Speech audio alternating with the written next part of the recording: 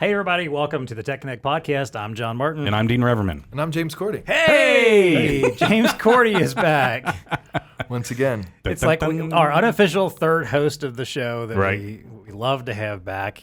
He's back to talk about some more marketing with us, but with not just the standard marketing. I feel like a lot of what we're going to talk about today is very relevant if you're not a marketing person per se. Oh, yeah. Even though everybody should be a marketing person to some extent. Yeah. For those on the audio feed, I'm making strong air quotes around marketing I can here. feel them, yeah. Mm-hmm. So we're going to dive into the challenger customer again. We had an episode a few months back about this. It was episode number 45. We'll recap that a little bit in case you missed it for some reason.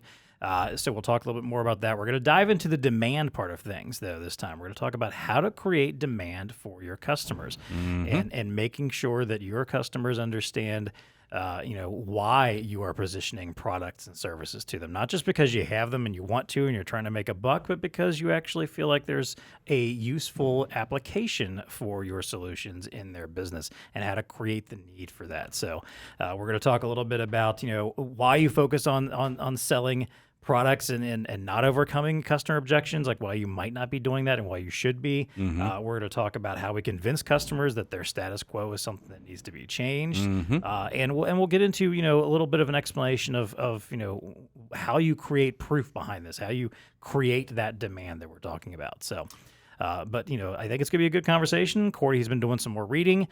We found out along the way as we put this one together, we're actually going to have to do another episode following this. That's just ahead of time. There's just so much information. Right. We're not going to complete everything here. It's going to be a trilogy, yes. Well, after listening to these, you'll be the master of this domain. So exactly. It takes time. I completely agree. So all that plus our usual value to the VAR and what's TEConnecting with us, it's time to plug in and get connected. Welcome to the TEConnect podcast. It's time to get connected.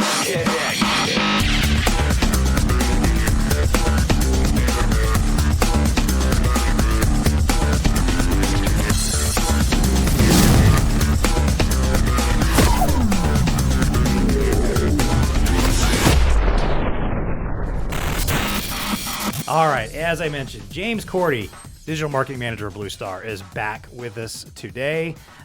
He has been continuing to read. We've hassled him to keep reading the Challenger Customer more because this guy has a lot of time on his hands to just sit around reading books all day long. Hey, we got to stay up on what's going on. We got to stay relevant. We do, and we wanted to make sure we got back to this topic, as we go through the year and kind of keep diving into little bits and pieces of how it can impact our business and our VAR's business with exceptional marketing and marketing tools that you can actually go to market with.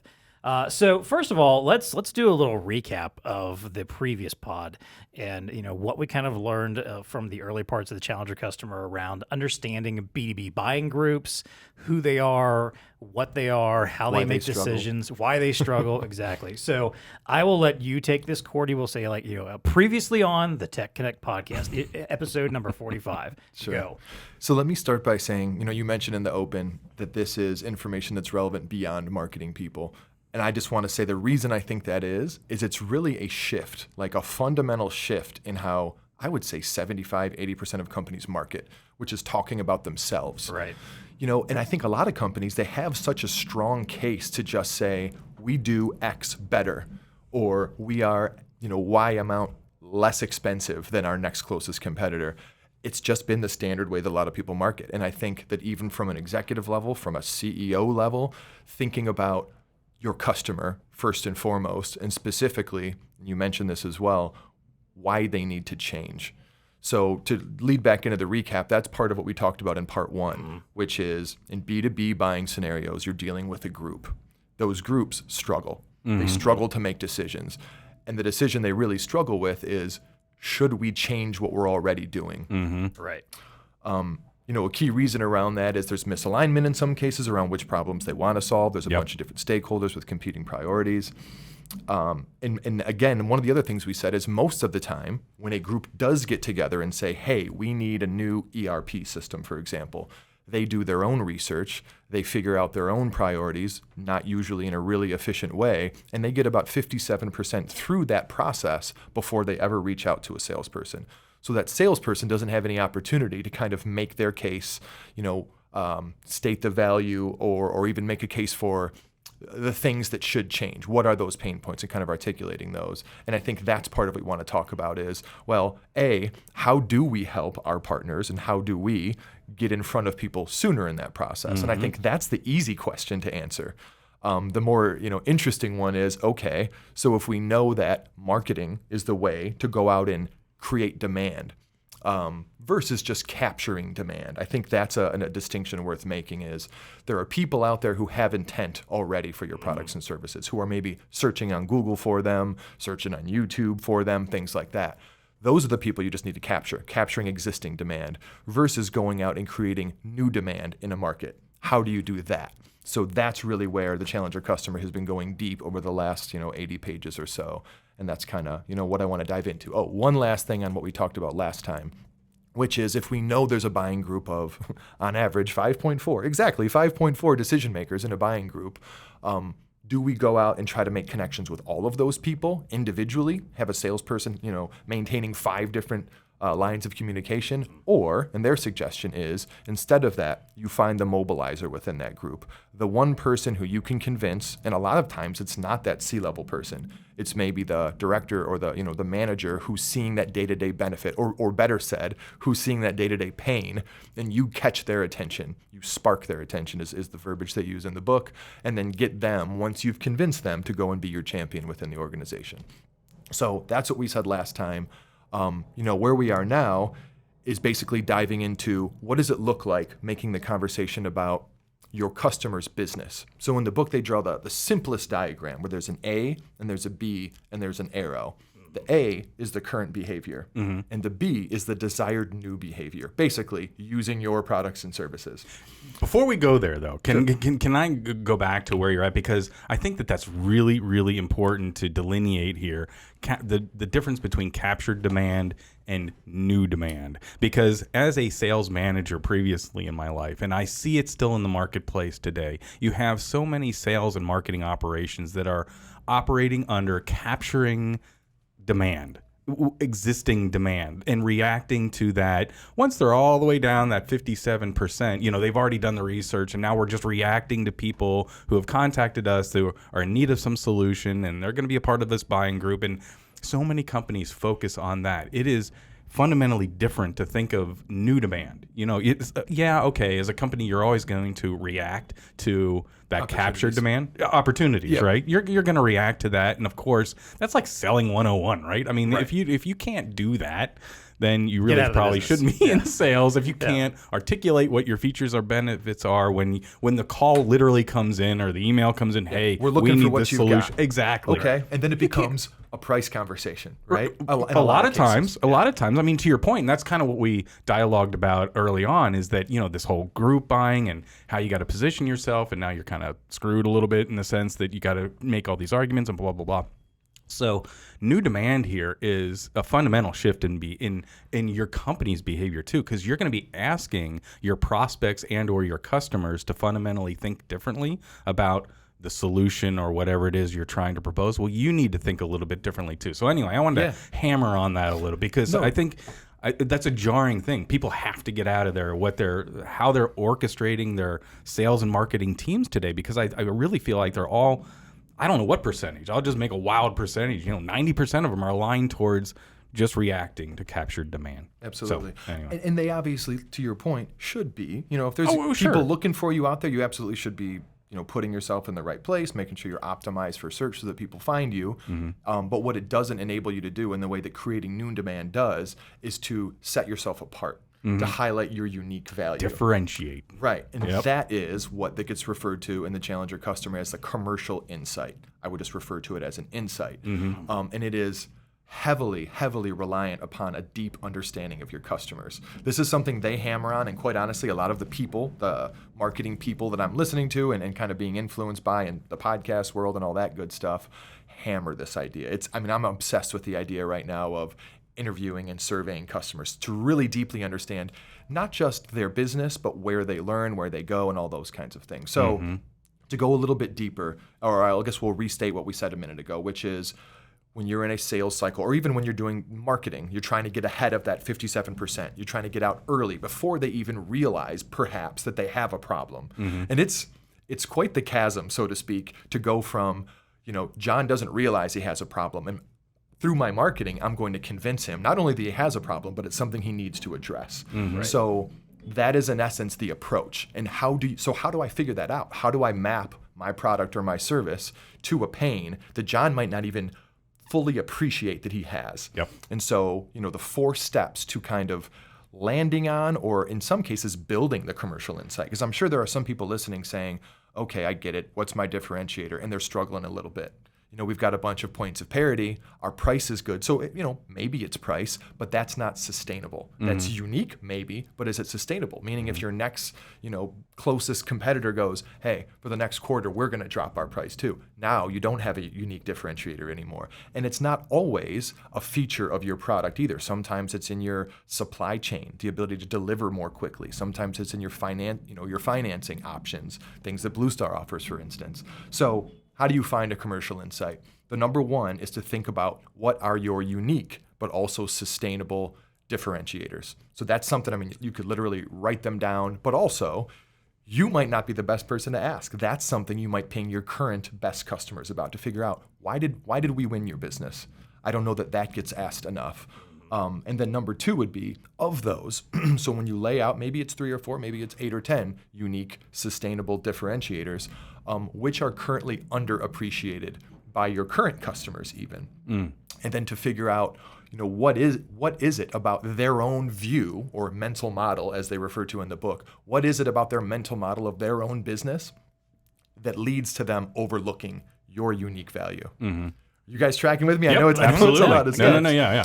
And then lastly, once I've determined, okay, this is my unique value and this is why it's being overlooked, what proof do I need to build? What content do I need to build? I've gotten into a zone where we've been doing e-guide and e-book so heavily for so many years that when I say content, I almost mean an e-book. Right. And then when I'm listening to other people talk about content, I'm kind of trying to use context clues to go, what are they talking about? And they might be talking about studies. They might be talking about case studies. So I'll separate those two. Case studies would be, here's a customer of ours that went from the before state to the after state, and here were the results. But studies might be going out and spending money to do research within a market to figure out what people need and things like that. So that's how you build a commercial insight. And otherwise, you're going in product forward. Hey, these are our benefits and things like that, which makes it easier for someone to say, and the data in the book backs this up, buyers will agree with you. Your product is better, but what I'm using right now is good enough. You haven't proven to me that you haven't established the pain. Right. You haven't explained to me how it connects to my higher order desires, to my profitability, to my ability or my desire to help students succeed or to help patients have better outcomes or whatever. Whatever it is, just beyond going, yeah, that looks nicer. Maybe it's more durable, but I'm just trying to get 2 more years out of my current printers or devices or whatever the case might be. I want to stop you and back us up for a quick minute, because I think what occurs to me is the mindset that I think it's happening in a lot of companies that maybe do think that, hey, I'm good at marketing. I get it. I understand SEO. If someone's looking for a solution or a certain product, we tend to be one of the first ones that pop up. We've got good word of mouth that's out there. We are a well-known company. Our name is well-known. People know to come to us first, and they might think themselves, "Hey, that's enough, right? I'm doing what I need to do." If someone's asking about a particular solution, you mentioned an ERP or something earlier. Or let's say you're looking for a full POS solution or something. Maybe my company and my name and my products are one of the first things that people think of. And that's driving we've done a lot of work to make sure that we're one of the first ones people know of. There's ads all over the place. If you search something, you find us. You might see us in your favorite newsletter here or there. And I think what we're trying to get to here is this is something different from that. This is not about recognition or brand recognition per se, but it's about creating a need based on what you understand about someone's business. It's a whole deeper level than just spraying out your name and your 100%. products and everything there is about you out there, signature, the name, brand, because that doesn't necessarily win some of the business. Yes, it might make you someone that gets looked at, and especially if that buying group is that one that's gone that 57% of the way, and they're already prepared and ready to make a decision, and they want to reach out to 3 or 4 different companies. Your name is probably going to be the one on the list because they know you. Right, they're going to know you.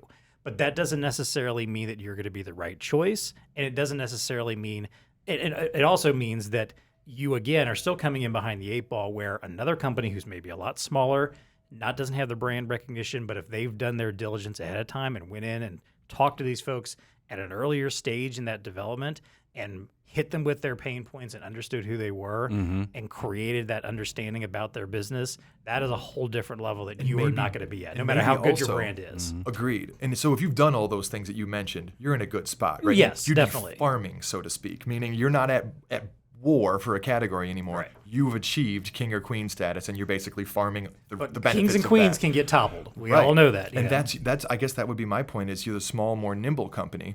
What I would do in that spot, if we're talking ERP, you're looking at Oracle and SAP, and you've built, the new modern spaceship, you would look for those gaps. Yep. What are the things that maybe a different segment of the whatever industry need, but aren't necessarily being delivered on properly? So where's the pain for the companies that are using SAP? And the great thing about that too is when you are up against the big dogs out there, there's so much more data points and references to find out what people's pain points are too. Yeah, Because if you customer go, reviews. yeah, exactly. If you just go check out some reviews, if you go, just get on some social media or whatever and just look up some of this stuff, you will find all the complaints that you need to find to figure out where people are not appreciating the well-known product. And Such a good point. that you can dive in there and fill that gap in and be like, hey, I know that this is a big problem for you.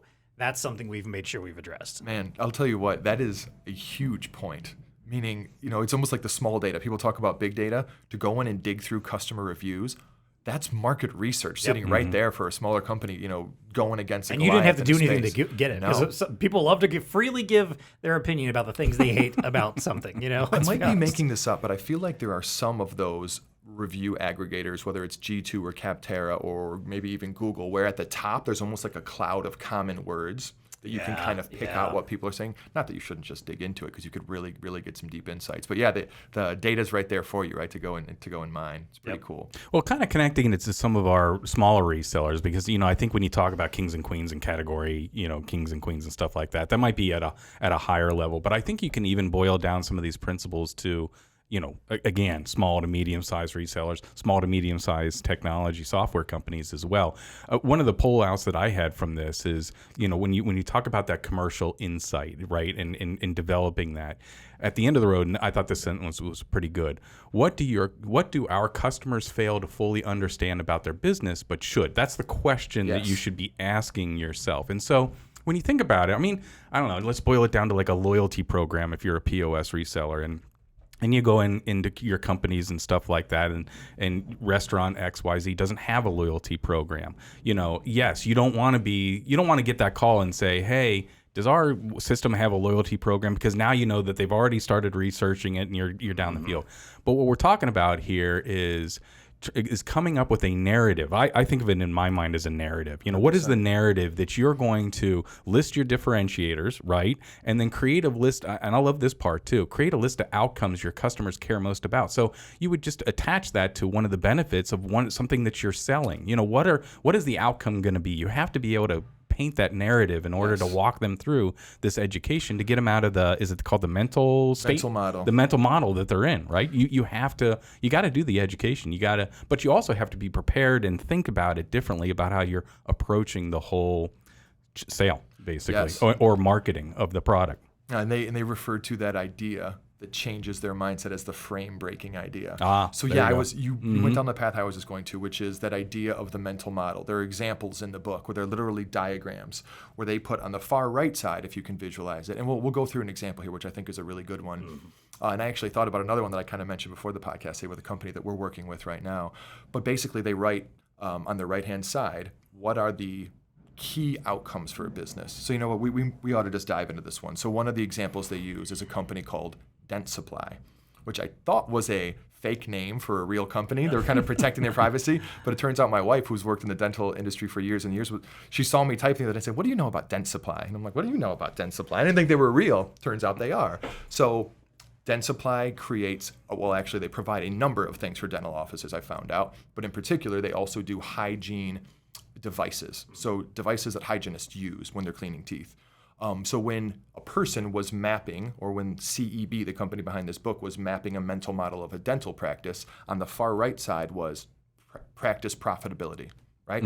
Yep. As well, they want good outcomes for their patients and all those things. And then they mapped it back to what are the factors that affect those: having knowledgeable staff, having high quality equipment, and a number of other things. One of the things that didn't show up in that mental map, and let me pause by saying, when you're creating the mental map, it must be correct.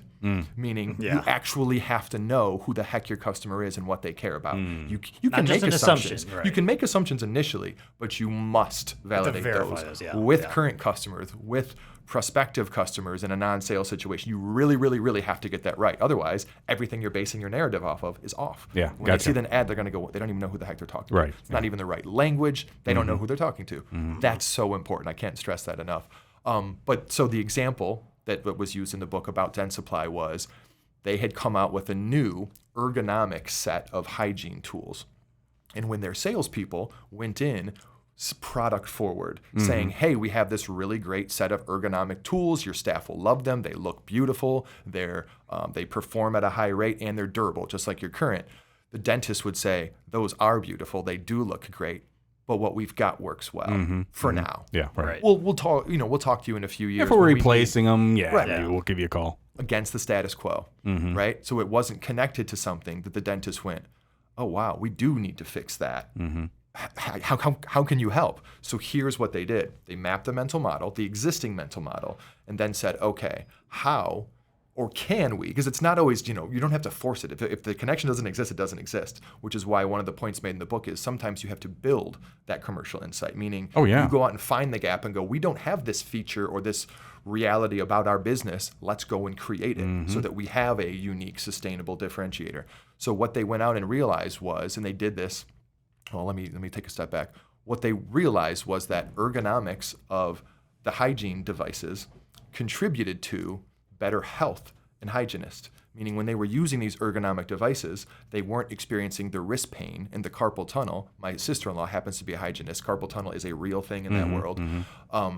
That the normal devices did, that the non-ergonomic devices did. So it is an accepted and known fact that hygienists in dental practices miss a certain amount of work every year due to pain. This is something that it's been an overlooked piece of their business, where a dentist goes, yes, I know that to be true. What are you going to do?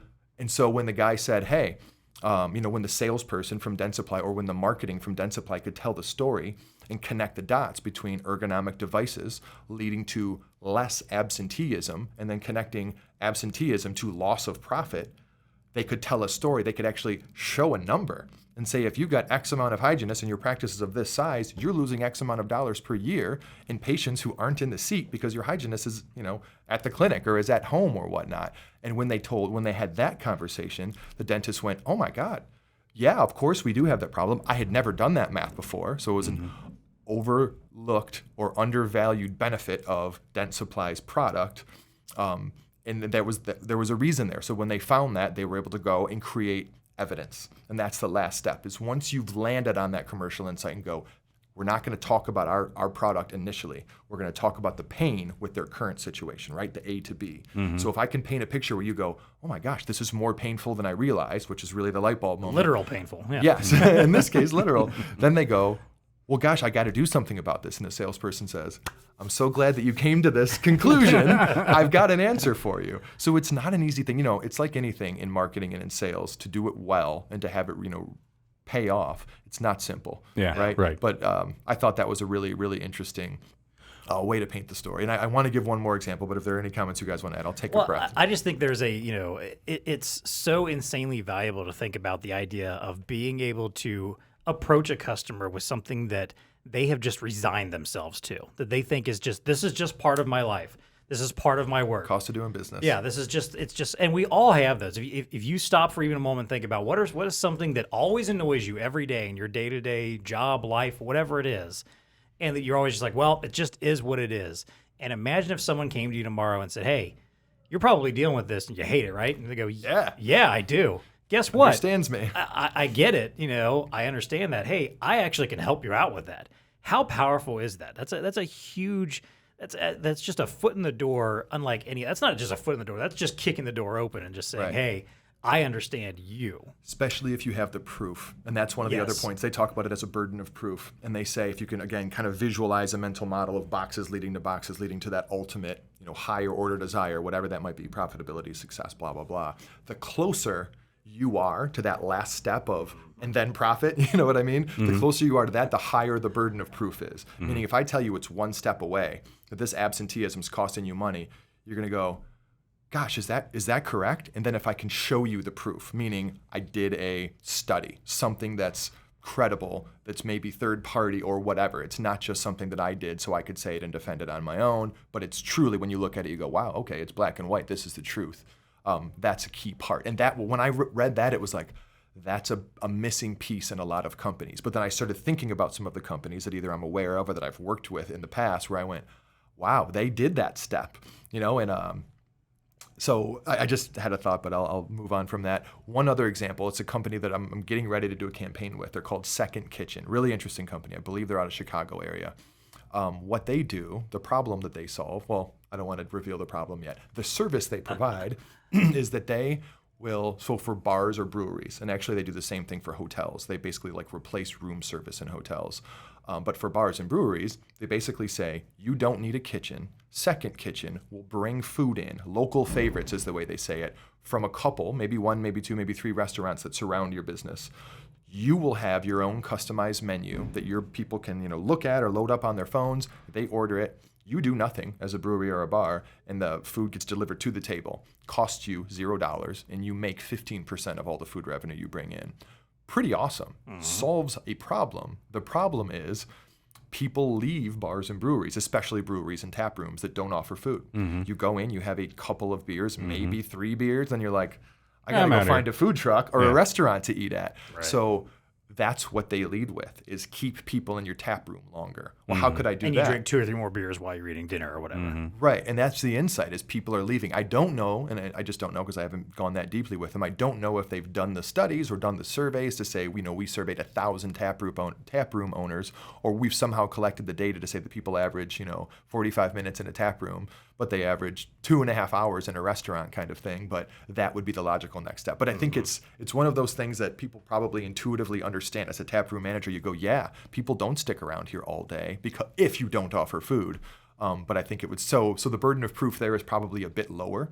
But again, it's one of those accepted realities of that business is, we don't have a kitchen, we don't have that overhead and that staff and that facility, but we're also not keeping people here as long as they could be. So I thought that was a pretty neat example too. What's critical about all this is just that customer insight. And it takes diligence, it takes effort, it takes knowledge to understand what the customer needs and wants and diving into that, right? Especially when you're trying to focus on new demand, which is kind of what we're talking about here, going after that new demand. If you don't have a fundamental and a really good understanding of your customer's insight, you're going to be missing the mark on a lot of these things, or not fundamentally understanding what the pain points are. Therefore, you really can't do this challenger customer model, that we're portraying here. So really key there. Something I've heard outside of this book that I thought was a really strong point, and I think that even in our business, we've seen some of this, is when you have an initiative lead, let's say a BlueStar's business, and I know at a lot of our VAR's businesses, they have healthcare practices or government practices. You'll often find people who come from that world in those roles.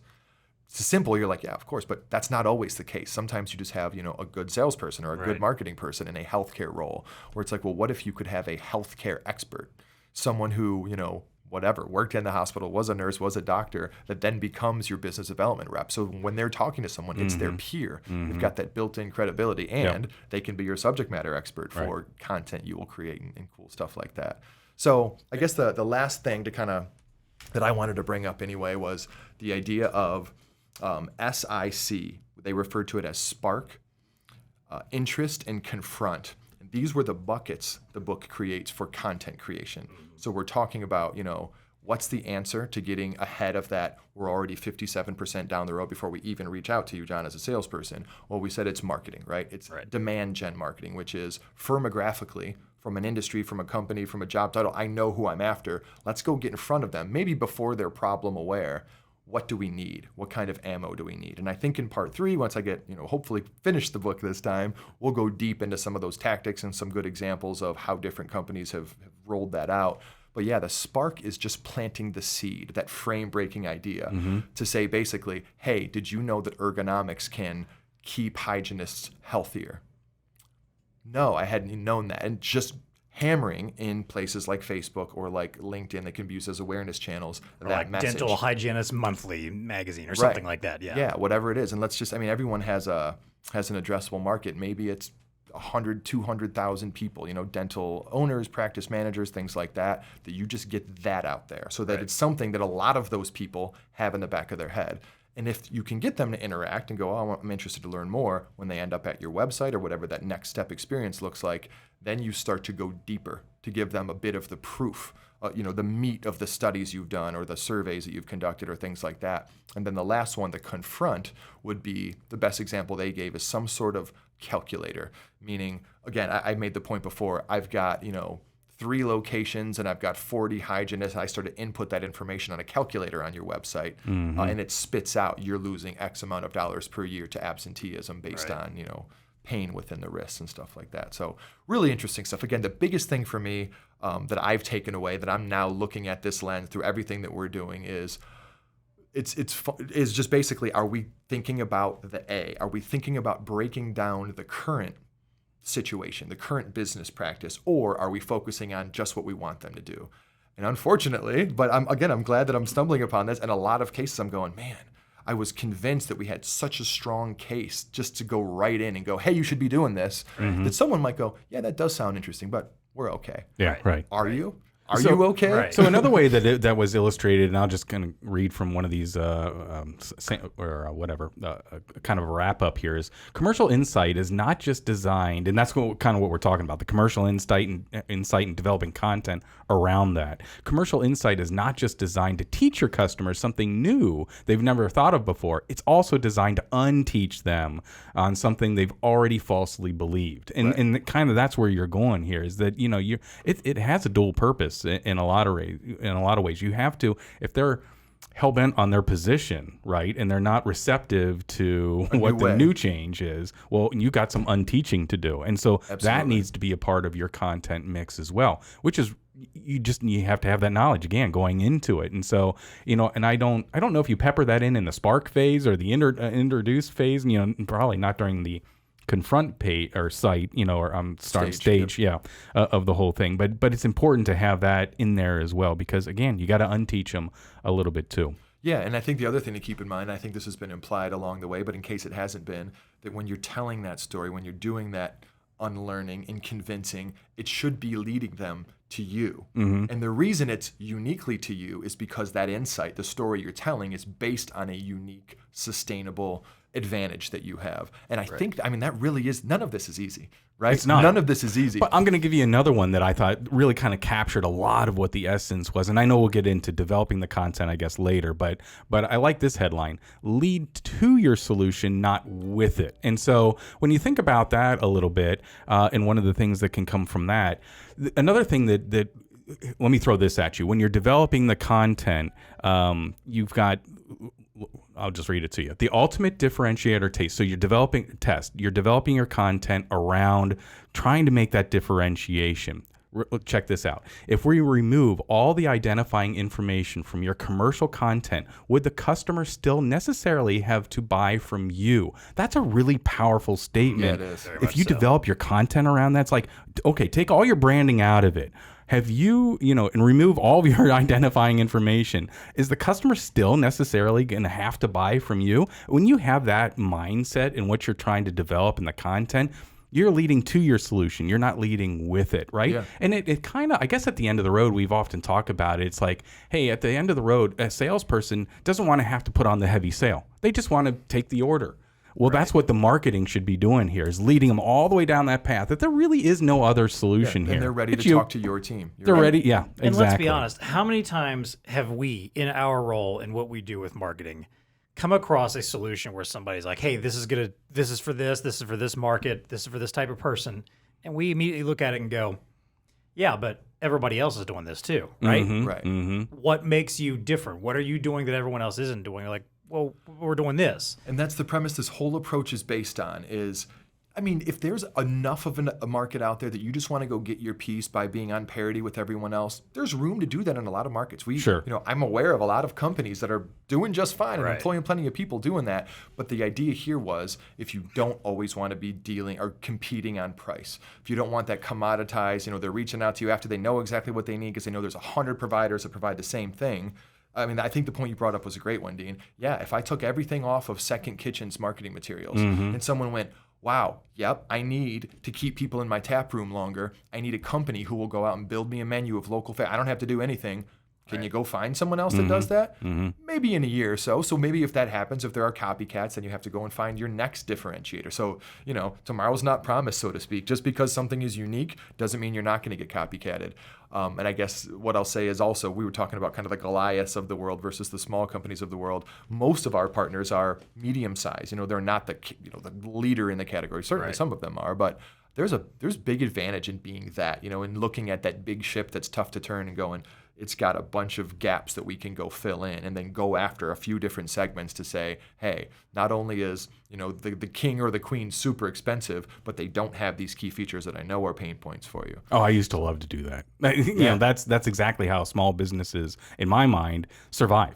You have to be able to paint that narrative and be successful at that. And really, I think that you can teach your own company, people within your company, some of these ideas so that they can be in tap and in tune with what you're trying to build, because a lot of this would be a company effort, right? I mean, it's when you create these differentiators, another powerful term that they keep referring to is that you're trying to change the behavior of your customers. So if you're trying to change behavior, you really need all of your company to understand what you're trying to do here as you do this new demand generation. I mean, you really got to communicate that, because I think that you can garner insight. I know you're a fan of surveying. We've talked about surveying customers and prospects, sure, but you can survey your own employees too. What are your pain? What are you hearing out in the marketplace? And garner stuff from that as well to build this narrative that you're going to do. Something I've been thinking about quite a lot as I'm thinking about things like this, like, building unique differentiators and stuff like that.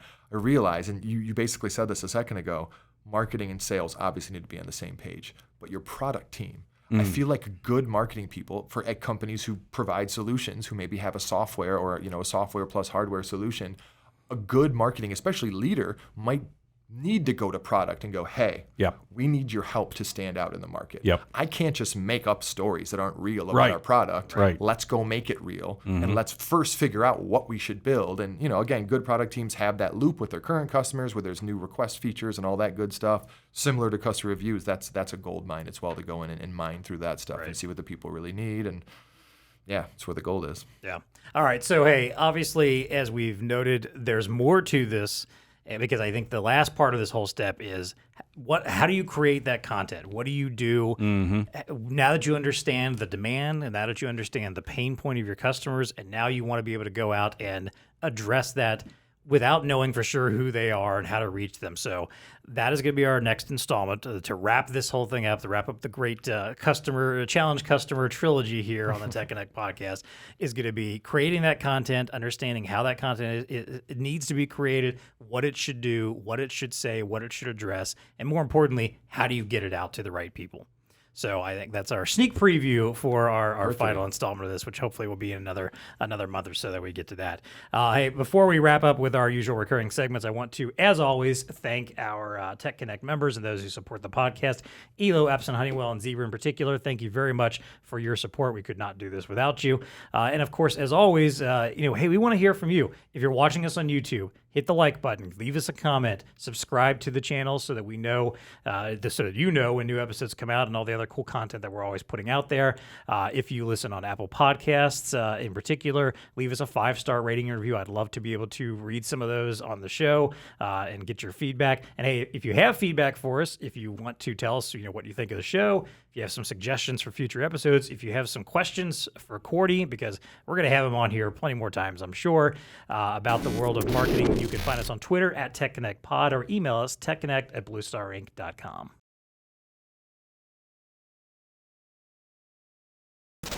All right. Well, hey, let's wrap up as always with value to the VAR and our what's TEConnecting with you. I want to kick off the value to the VAR here because I have another practical example. We kind of talked about this briefly yesterday when we were, discussing our ideas for what we were going to discuss today. And I'll go back to an example from my previous employment before I came to BlueStar. I've talked about this in the show before. I worked for a food service equipment and supplies company. And in fact, this came up quite strongly. Last year, we did an episode about effective sales presentations. We talked about the TUFA model, which is them, us, fit, action, about building presentations around understanding what someone's pain points are, the them, of what they're exactly what we're talking about today, and building your presentation around that. Like, hey, I'm going to present something to you and a pitch to you that's about your needs and your interests and not just mine. And as a part of that, a big part of what we did at that company, because we were not the low cost provider for food service equipment. If you were running a corporate cafeteria or a school cafeteria, for instance, and you had a nice buffet set up, and you wanted the cheapest pans that were out there to dump some food in, the cheapest spoons, they weren't going to come from us. Even our cheapest stuff was someone else could probably outbid us. But what we did a lot of effort into and a lot of time into was understanding what attracts and draws people to eat something and to buy food or to get more or to just be interested if they're walking by and not go out the door and go visit the fast food down the street that day.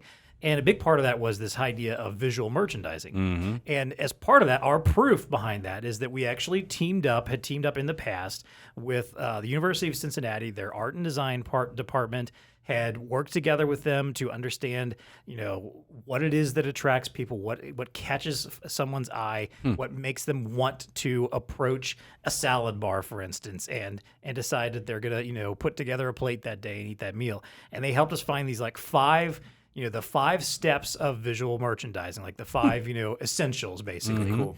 And it's stuff as simple as color was, one of the most simplistic ones, like having some color, like a colorful bowl or a dish, if you're serving salads, for instance, or something, having it in a green bowl could make a difference versus just a stainless steel pan. Antiseptic pan. Yeah, exactly. Stuff like landscaping, like elevating, like, if you're looking from afar at a flat I'm going to call bar, that foodscaping, not landscaping. That's a good point. Yes, foodscaping. So, like, if you're looking from afar at a salad bar and you can't see anything that's in it because it's just a flat row of pans, and right? you can You're going to assume the worst. Yeah, it's like, I know there's some lettuce over there, but whatever, But imagine if you elevate it, you just tilt it up a little bit so you have a better view of what's in there and you can see all the delicious stuff. Texture, signage and communication, whatever, all this kind of stuff was these 5 elements. And I'm not giving away their secret sauce, but I'm assuming that we don't have a cross audience here too much. So that was something we always incorporated into our presentations. If there was any part of that discussion, any part of what we understood about them that was about, hey, you're not getting as many customers into your cafeteria as you would like. That you're losing people to outside restaurants, or you're wasting food. You're at the end of the day, you're throwing away a lot of food that just doesn't get eaten because people either don't know what it is or they don't see it enough. It's out in a corner somewhere.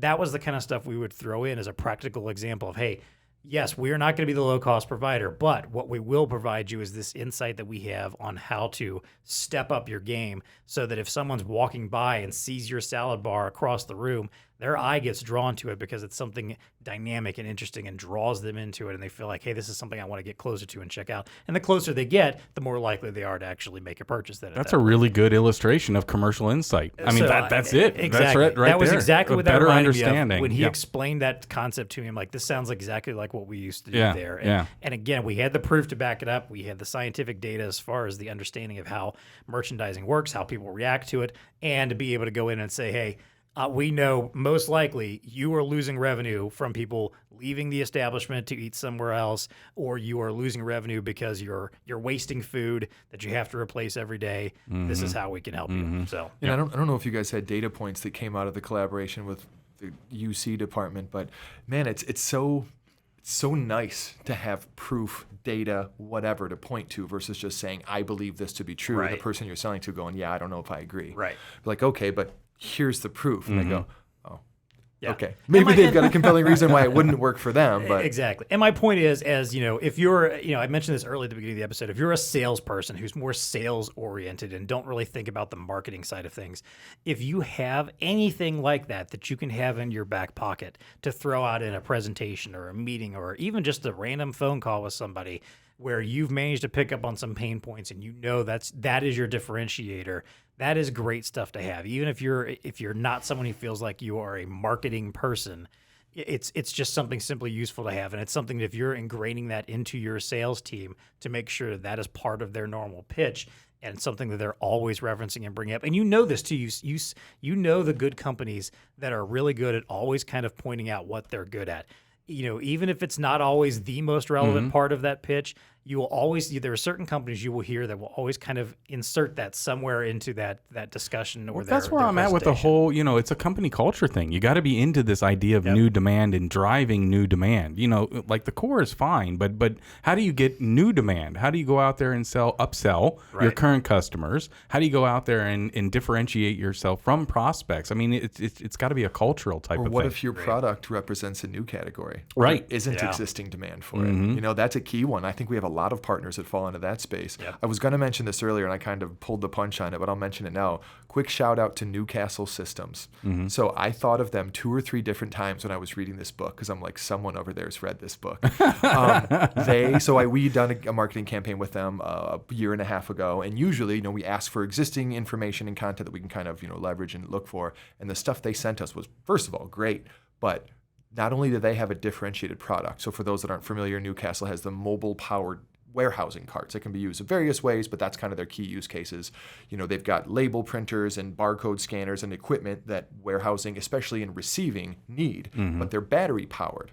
So they can power all of those devices. So that's a product differentiator, and they talk about that, but they don't lead with that. They don't say, hey, we've got battery power. People go, ooh, that's really cool, but what we've got is fine, the theme. Right. Instead, what they say is, hey, what you don't realize is that your warehouse associates are spending, I won't say wasting, spending X amount of minutes per shift, per person, walking around from printer to cart, from printer to cart. That's costing you X amount of dollars per year if you have Y amount of employees. That's the conversation they start with. An overlooked, undervalued, unique benefit of Newcastle's that the warehouse customers that they're working with don't think about until they have that narrative. They tell them the story. Yeah. So I thought, when I read that, I'm like, someone over there has read this. Maybe a few people have, or they just intuitively. But not only are they leading them down the path of education, they're unteaching them the fact that they think that the status quo is okay. It has to work. This has to work. What's the other option? Yeah. Right. So my value to the VAR is, I'm going to go back to, having a full understanding of what the commercial insight, getting to the commercial insight, and how do you do that? Well, here's a couple bullet points, and we've talked about them here. List your differentiators, right? If you don't know your differentiators, that's a good place to start. Yep. Create a list of outcomes your customers care most about, and I love that bullet point because that gets you in the mental thought of what are my customers, what are their outcomes, how can I paint this narrative that's going to be a positive outcome for them. Prioritize and choose an outcome as a starting point, right? So that's how you begin your narrative. Map customer beliefs and outcome drivers, and then finally test and validate those connections that you were talking about. Yep. You got to test and validate them, right? You got to have that proof, if you will. You can't just be out there and I think this is going to work. You got the proof's in the pudding. Yeah, we'll test it by spending money on ads. Right. Be sure and then test ads against each other. You know what, Dean? I'm going to build on what you said because that was going to be mine as well, which is just, I don't know which camera is looking at me, but I feel like I have to look at the camera when I say this. No matter how well you think you know your customers, meet them, interview them, survey them, get that deep understanding. Yeah. So low tech, what's non-TEConnecting? I feel like you've played this game before. Right. Draw a mental model. Google search, challenge your customer mental model, find what it looks like and build one for your 2 or 3 different personas, however many you have. Consider in a non-sales situation, like a podcast, for instance, interviewing these people. I think I've been given this a lot of thought, which is I have a desire to get a stronger understanding of BlueStar's customers. I'm in marketing and I'm more end customer focused than I am VAR focused, but I still want to understand, how does a VAR become a VAR? Especially the software companies. How do they make that decision as to whether or not they're going to, sell and support hardware or not? Because I know they go both ways. What a great idea it is to have a podcast because for me, my key priority would be learning. Me, Right. learning from them. Right. And then the other thought would be, okay, if I'm going to ask them for their time, I also want to provide value to other people. Well, who would that be valuable to? People that look like them. People who maybe have a software solution but don't sell hardware, and they get to hear from a Volante or an Appetize about, why they do and why maybe they, the company listening should. So do some low-tech things. Get deep with your customers, really understand them. I mean, there was another example in the book around Xerox, and their customers were, and I won't go deep on it, but education, K through 12. And, it's like, what do those people care about? What do superintendents, principals, and then teachers with seniority, what are their key drivers? Their higher order desires is how they phrased it. And they listed 5 or 6 that I went, I would not have thought of those. Right. Yeah. And you couldn't just assume. Maybe if you're a little bit closer to the customer, you might know. But I think even some of those, you'd really need to talk to these people. Yep. So Get the create those insight. situations, because that is, if you don't get that right, everything else is going to be a waste of time. Yeah. Yep. 100%. Yeah, I mean, you can be surprised by what someone is willing to talk about. If you have a long enough conversation and riff on enough things and ask enough questions, you might be surprised what you might learn about that you were not expecting. You might expect hey, I'm just going to get the same answers I get from everybody, and maybe that is the case. If you're going through this process and you're interviewing a bunch of people and you're having a bunch of these deep dive conversations, maybe 9 out of 10 of them or 8 out of 10 are the exact same responses and the same answers. You don't really get a lot of insight out of that. But maybe those last 2 are the ones that just are that day like, yeah, man, I've got some other stuff I want to talk about. There's some stuff that really just annoys me and just pisses me off every day. And that's where you finally gain those insights that you were looking for. And then maybe you go circle back around with some of the people you previously talked to and tell them, hey, is this something that bugs you too? Do a little validation. Yeah, a couple people mentioned that. Yeah, actually that does too. I didn't mention it because whatever, is just what what it it is. is. Yeah, exactly. Right. And that's where you can glean some of those insights, I think, to move forward. So. Interviewing is an art in and of itself. Not one that I have experience with, but in hearing people talk about it, it's sometimes you ask them factual questions. And then if you follow up with how does that make you feel? Sometimes that's where you find the stuff where it's like, you get a little bit deeper insight into, again, someone's pain or maybe the things that they didn't even think to mention because they just accept them as unfortunate truths. Yep, agreed. All right, well, again, as I mentioned, this has been a great conversation. We've got more to get to. We're going to get to the content side of things and the way to get that content out in the future. But we will wrap up there for now, at least with this conversation. But we want to finish, as always, with our favorite segment each week. Yes. What's Tech Connecting with us? This is where we talk about anything in the world of technology, science, innovation, something that's caught our eyes, got our attention. So, Korte, I'll let you start. What's Tech Connecting with you right now? Oh, gosh, I forgot that there was 2 separate pieces. Well, I guess because I didn't think about this, did I mention Alyce on a previous episode? No. I think you did, no. Okay, I'll make this really quick because I don't want to show my hand before I have any data around whether this is going to work for our partners. We have a really cool new tool at our disposal, John, and I know I kind of mentioned it to you the other day. It's a tool called Alyce with a Y. It was kind of built for enterprise SaaS companies, so companies that sell $50,000, annual contracts and things like that. But it is a enterprise gifting platform. But the unique differentiator, because there's a few of those, is that it's got a personal research component to it. So let's just say that the 3 of us have a business, we have a software company, and we have a list of 500, named accounts we want to go after because they're of a certain size and we think they have this need or whatnot. We could go and find, whoever our target would be. Let's say it's someone in operations, the chief operations officer, director of operations, find their emails or do some kind of marketing to attract them, ebook marketing, whatever. Once we have that list, however we acquired it, we load it into Alyce. Alyce does the research and tells us what it can find about these people. Not about their professional lives, about their personal lives. Right. So it's a beautiful expression of the benefit of their platform. It's not about their 9 to 5, it's about their 5 to 9. Do they like to climb? Are they a big, pet person? Do they play hockey or whatever? And then the gifts that Alyce will recommend you send are based on that insight. And the idea is to cut through the clutter.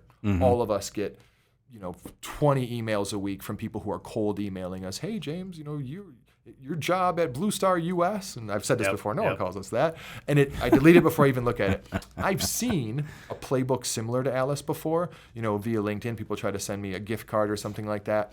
And I've never accepted it, but it's only been because when I went and did my research separately, opened a new tab in my browser, the product didn't fit. But you hear what I just said. It got my attention, and I went and did the research. That's what this does. And it's really cool, and there's some other kind of neat features and stuff. But like I said, I haven't even experimented with it yet. So maybe in a future We're excited episode. to see how it'll turn out. Yeah, it's pretty cool. We're pretty pumped about how we're going to work it into our mix. There you go. There Dean, you go. what's TEConnecting with you? Do you think cities are getting a little too hot?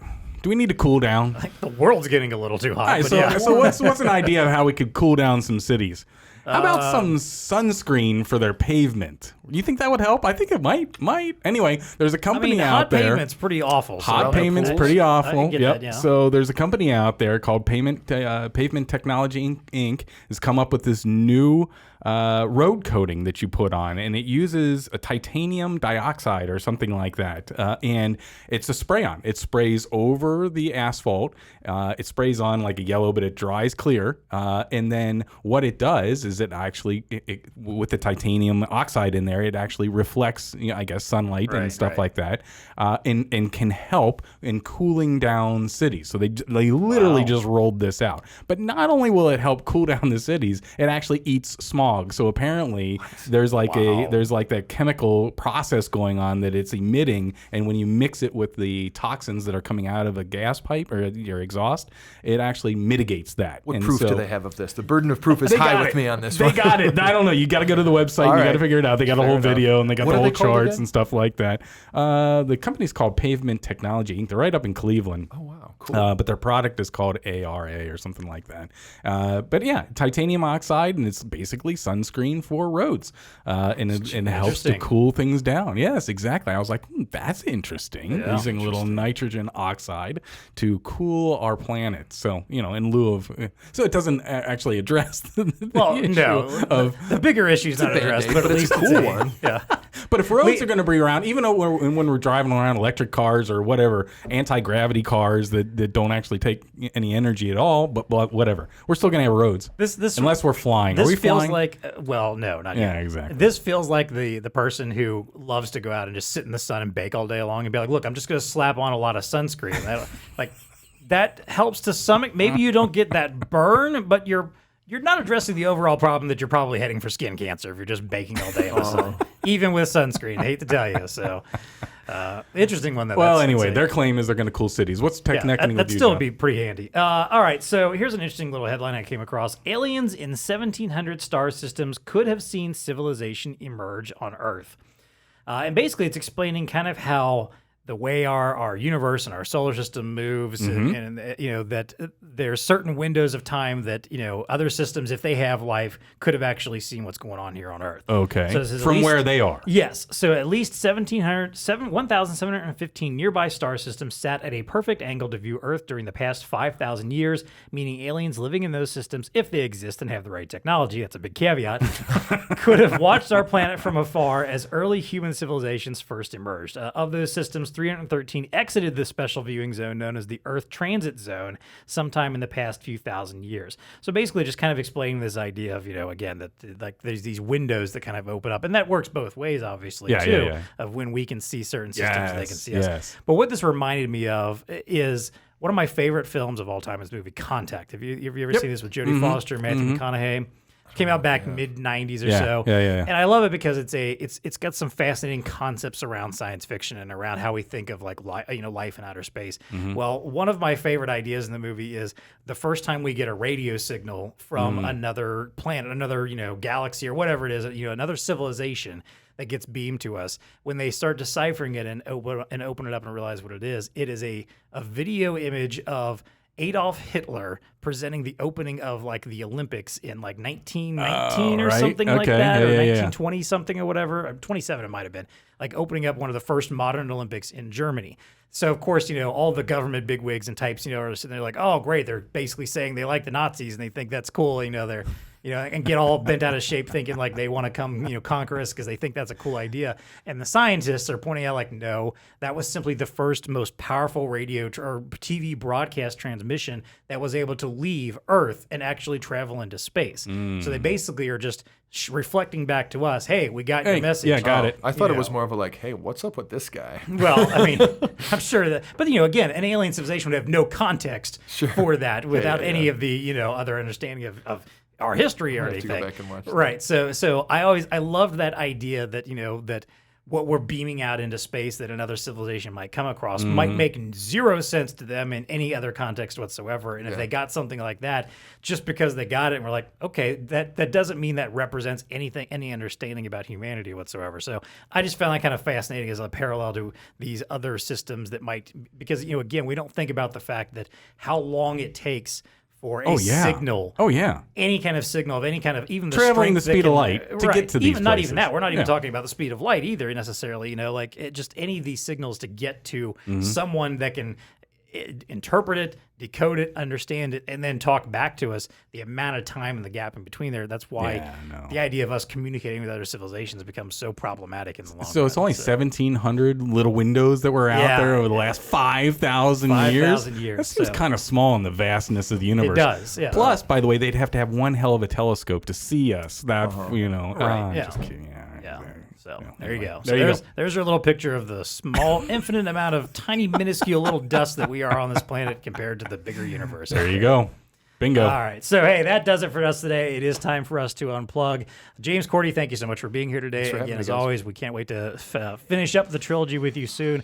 And, hey, listen, if you've got a dental hygienist you're going to visit soon, brush your teeth. Do some flossing, make their job a little easier. They're hurting, they're in pain. We've clearly established that. And until next time, stay connected. ELO is bringing decades of touchscreen experience to the palm of your hand.